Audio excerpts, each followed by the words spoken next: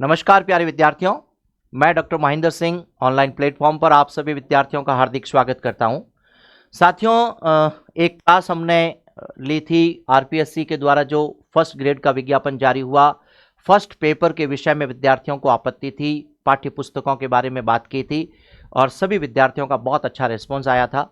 विद्यार्थियों से मैसेज फिर से आए मेरे पास में कि सर, वरिष्ठ अध्यापक सेकेंड ग्रेड भर्ती परीक्षा के लिए इसी तरीके की रामबाण प्रामाणिक पुस्तकों की आप हमको डिटेल दीजिए ताकि हम बेहतर तरीके से अपनी तैयारी को कर सकें और इस आने वाली वरिष्ठ अध्यापक भर्ती परीक्षा में हम उसमें सफल हो जाएं, अपनी तैयारी को बहुत अच्छा बनाएं। आप अपने हिसाब से ऐसी पुस्तकें बताइए जिसमें वास्तव में जहां से भर्ती आयोग जिन पुस्तकों को रिकमेंड करता है, जहां से प्रश्न बनते हैं, एक अच्छा एक्सपर्ट, एक प्रश्न पत्र बनाने वाले ऐसे विद्वान लोग जिन पुस्तकों को अपना आधार बनाते हैं और आरबीएससी सीबीएसई जिन पुस्तकों को विद्यार्थियों को पढ़ाती है, वे पुस्तकें उन विद्वान विज्ञ लोगों की आप हमारे सामने लाएं।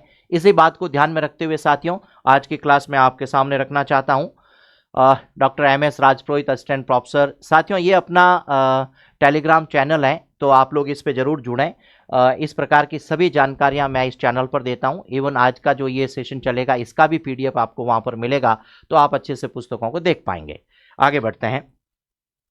Rajasthan public service commission Ajmer वरिष्ठ अध्यापक भर्ती परीक्षा जो होती है साथियों, जिसमें अनेक प्रकार के प्रश्न पत्र हमारे सामने आते हैं, यानी कि जो सेकेंड ग्रेड लेवल के स्तर पे के जो प्रश्न पत्र होते हैं उनके हिसाब से शिक्षकों का चयन होता है और उसके लिए दो प्रश्न पत्र हमको लेने होते हैं और एक कॉमन प्रश्न पत्र होता है जिसे हम फर्स्ट पेपर के नाम से जानते हैं। इसे हम राजस्थान का जीके जीएस के नाम से भी संबोधित करते हैं। साथियों, इस प्रश्न पत्र के लिए एक बेहतरीन सूची बनाई, 4 भाग है इस प्रश्न पत्र में। मैं पूरे उस पाठ्यक्रम को न ला करके उन 4 हिस्सों को आपके सामने रखना चाहता हूं, कम समय में, कम बात में और अधिक जानकारी देने का आज का उद्देश्य है। तो भाग नंबर 1 जिसमें राजस्थान का भूगोल होता है, यानी कि आपके जो प्रश्न 100 प्रश्न बनते हैं, 200 अंकों का जो विषय बनता है साथियों, उसे आप देखेंगे तो करीबन आपके सामने स्थिति आएगी 4 भाग, जिसमें पहला भाग राजस्थान का भूगोल। साथियों, जब एक मकान बनाते हैं तो उसका फाउंडेशन अच्छे से बनाते हैं, नींव सबसे अच्छी बनाते हैं।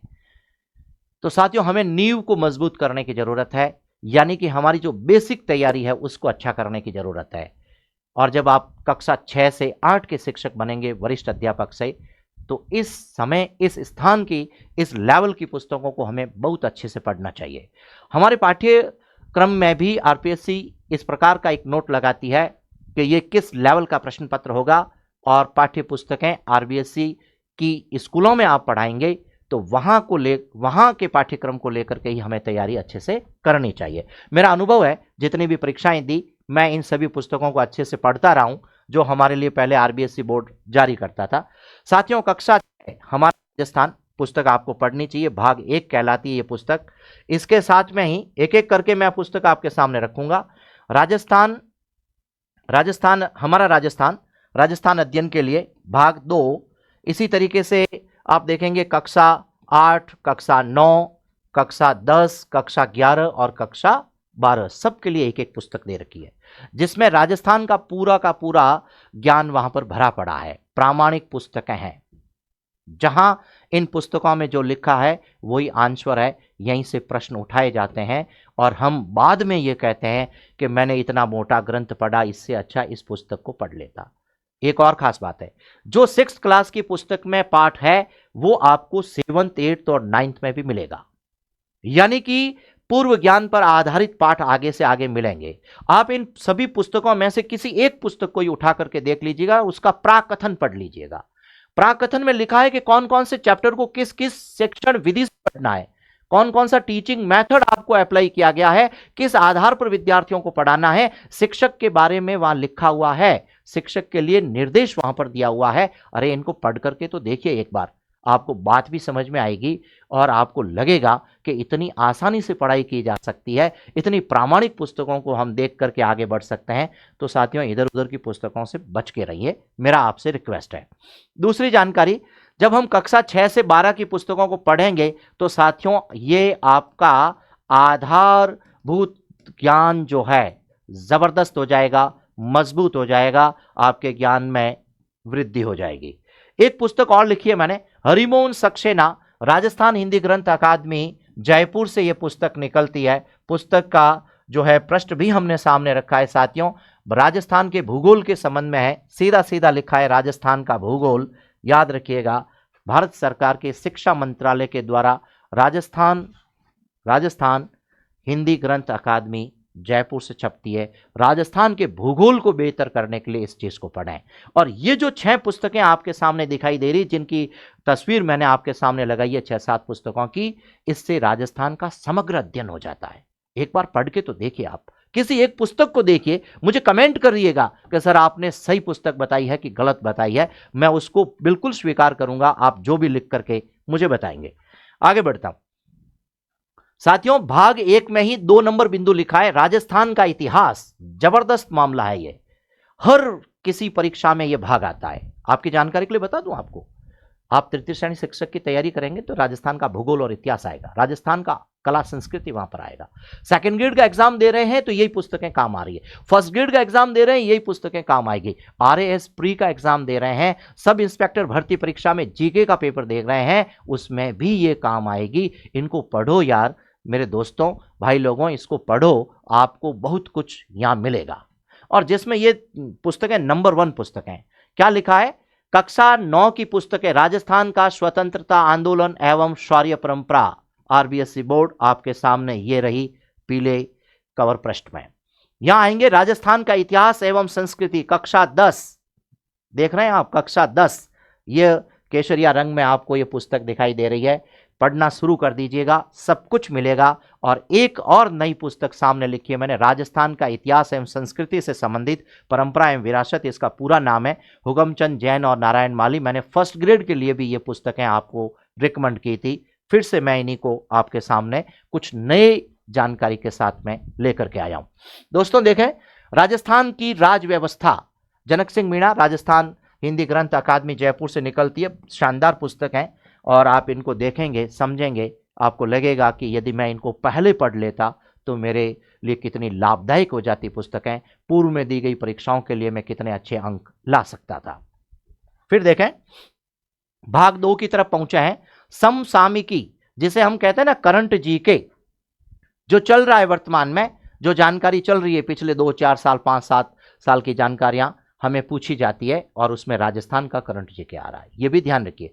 फर्स्ट ग्रेड में आपको भारत और विश्व की जानकारी पूछी जा रही है, यहां केवल और केवल राजस्थान की जानकारी पूछी जा रही है। मैंने कुछ नाम लिखा है, राजस्थान की सभी जो सरकारी जानकारियां वो सूजस में आती है। वैसे सूजस का एक पुराना ग्रंथ भी उठा के लेंगे तो राजस्थान की जो विशेष जानकारियां वे भी इसमें देखने को मिलती है। तो कुल मिलाकर के सूजस को पढ़ना है। ये एक पत्रिका निकलती है मूमल नाम से, जो द्विमासिक पत्रिका है, आप इन्हें पढ़ें। क्रोनोलॉजी नाम से पुस्तक आती है, इनको पढ़ें। ये दोनों ही विशेष करके, जैसे ये तो क्रोनोलॉजी में तो भारत और विश्व की भी जानकारी मिल सकती है, शायद मूमल में राजस्थान पर आधारित जानकारी है। न्यूज़पेपर मैंने 2 नाम लिखे आपके सामने, राजस्थान पत्रिका, दैनिक भास्कर, और भी कोई पत्र आप जो ठीक समझें उसको लें, लेकिन खास बात यह, आप इनसे अपने नोट्स बनाएं। अपनी जो अभ्यास पुस्तिका है उस अभ्यास पुस्तिका में ये सब लिखें अच्छे से, तिथि वार वाइज इसको लिखते जाएं। धीरे धीरे आपके पास में अच्छे ग्रंथ बन जाएंगे, अच्छे नोट्स बन जाएंगे, और इनको पढ़ते रहें। और इनकी जो अर्धवार्षिकांक एंड वार्षिकांक जो आते हैं उनको पढ़ते रहें, और उनके साथ ऑब्जेक्टिव क्वेश्चन आते हैं उससे भी अभ्यास करते रहें। जारी रखें। मैं फिर से एक बात और कहना चाहता हूं करंट जीके के बारे में, समसामयिकी के बारे में एक बात और कहना चाहता हूं।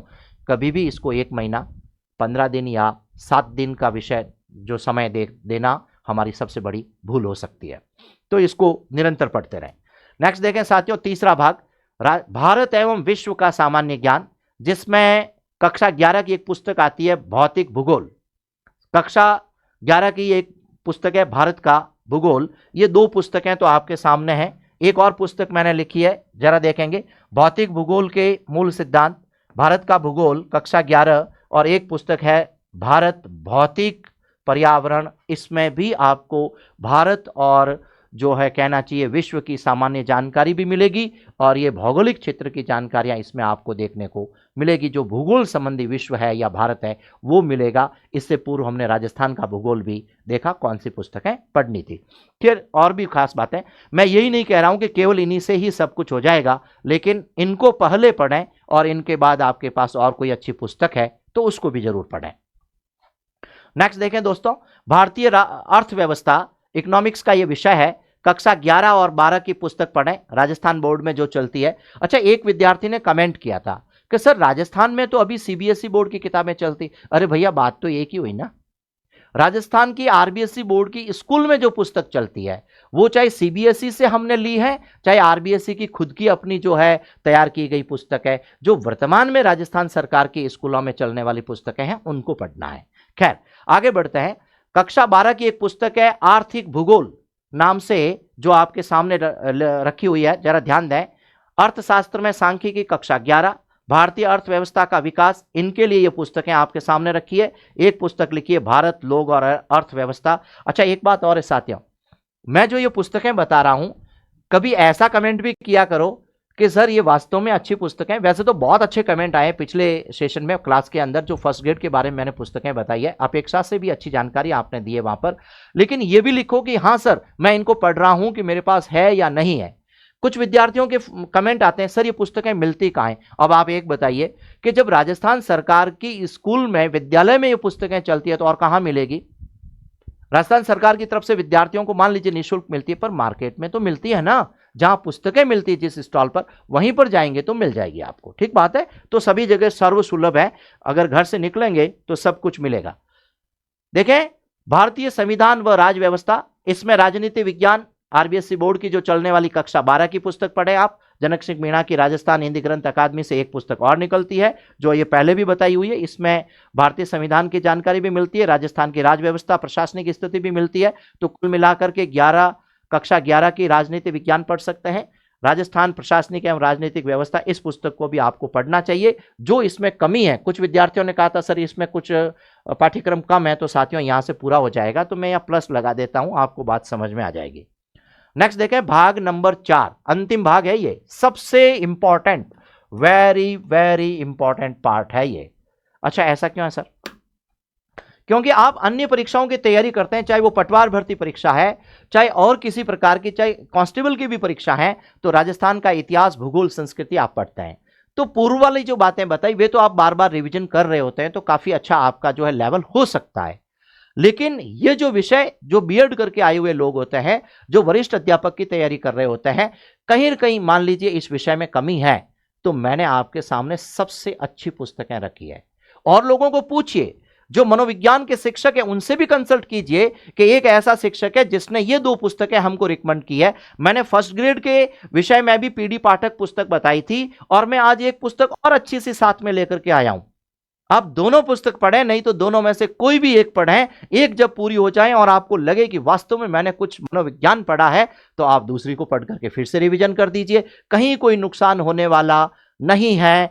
दुनिया में कहा जाता है सबसे अच्छा इन्वेस्ट जो होता है साथियों, वो शिक्षा पर किया गया होता है। और शिक्षा में इन्वेस्ट का मतलब है कि हम अच्छी पुस्तकें खरीदें और उनको पढ़ें, जिससे हमारा मानसिक स्तर बढ़े, हमारा ज्ञान बढ़े, और उससे हम सब कुछ प्राप्त कर सकते हैं, जो कि आज तक दुनिया में हम लोगों ने देखा है। तो क्या नाम है दूसरी पुस्तक?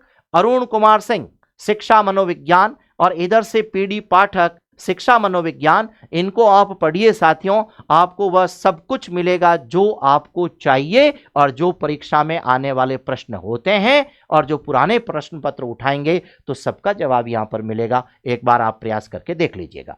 आगे बढ़ते हैं साथियों, 4 भाग थे पूरे हुए। अब बनता है मुख्य बिंदु। सर मैं इनको पढ़ूं पुस्तकों को, तो मैं कैसे पढ़ूं?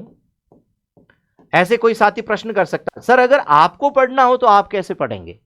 भैया मैं तो सबसे पहले 6ठी कक्षा की किताब पढ़ूंगा, फिर क्या करूंगा, जिस चैप्टर को 6th क्लास में पढ़ूंगा उसका अगला चैप्टर 7th क्लास में है या 8th क्लास में है, तो फिर उसके बाद उसको पढ़ूंगा। अच्छा, फिर क्या करेंगे सर? फिर मैं उस चैप्टर से संबंधित, उस पार्ट से संबंधित जो अभ्यास माला होगी उसको कंप्लीट करूंगा। और यदि कहीं मूल्यांकन के माध्यम से पता चला कि मैं इस पार्ट को अच्छे से नहीं पढ़ पाया हूं, तो साथियों मैं फिर से उस चैप्टर का अध्ययन करूंगा। यह प्रक्रिया मैं निरंतर करता रहूंगा। और बार बार मैं एक प्रश्न वहां देखता रहूंगा, जो कुछ भी उसमें लिखा हुआ है वो ऐसा कैसे है, क्यों है। और जब जब ये प्रश्न बनाएंगे तो हमारा ज्ञान कई तरीके से बढ़ता जाएगा, यानी गुणात्मक लाभ हमको होगा। तो साथियों, इन्हें हमें कैसे पढ़ना है, बार बार अभ्यास करना है, रिवीजन करना है और मूल पुस्तकों को बैठ करके पढ़ना है, जहां हमारी टेबल कुर्सी लगी होती है बड़े धीर गंभीरता से। और ये जो एक डिवाइस है मेरे हाथ में आप देख रहे हैं, इसे मोबाइल कहते हैं, इससे थोड़ा सा सावधान रहें। ये आज के विद्यार्थियों की सबसे बड़ी समस्या है, सबसे ज्यादा समय इसमें चला जाता है, कब आधा घंटा, 1 घंटा, पौन घंटा इसमें चला जाता है। तो साथियों, इसको थोड़ा सा रखें दूर और जो है व्यवस्थित रूप से अपनी जगह पर बैठ करके पढ़ेंगे तो धीरे धीरे पाठ्यक्रम भी पूरा होगा। आगे क्या करेंगे हम लोग, जब एक पाठ को पढ़ लेंगे, एक पुस्तक को पढ़ लेंगे, एक अध्याय हमारा जब पूरा हो जाएगा धीरे धीरे, तो साथियों उससे संबंधित हम पुराने जो परीक्षाएं हुई है, जो प्रश्न पत्र हैं, वो मार्केट में मिलते हैं, साइट पे मिलते हैं, हम उनको अपलोड करेंगे, उनकी की को देखेंगे और उसके साथ साथ हम भी क्या करेंगे, अभ्यास करेंगे, उससे मिलान कार्य करेंगे और हमारी जो तैयारी है उस तैयारी का हम मूल्यांकन करेंगे। ये बहुत जरूरी है। मूल्यांकन से दो बातें सामने आती है, पता है क्या पता? मूल्यांकन से दो बातें सामने आती है। कौन सा ऐसा शिक्षण बिंदु है जो मेरा कमजोर चल रहा है और ऐसा कौन सा शिक्षण बिंदु है जो मेरा ठीक चल रहा है। अगर कोई शिक्षण बिंदु कम चल रहा है, किसी पार्ट में मैं मार्क्स कम ला रहा हूं, तो मुझे उधर ज्यादा ध्यान देने की जरूरत है। दोनों स्थितियों में लाभ होता है।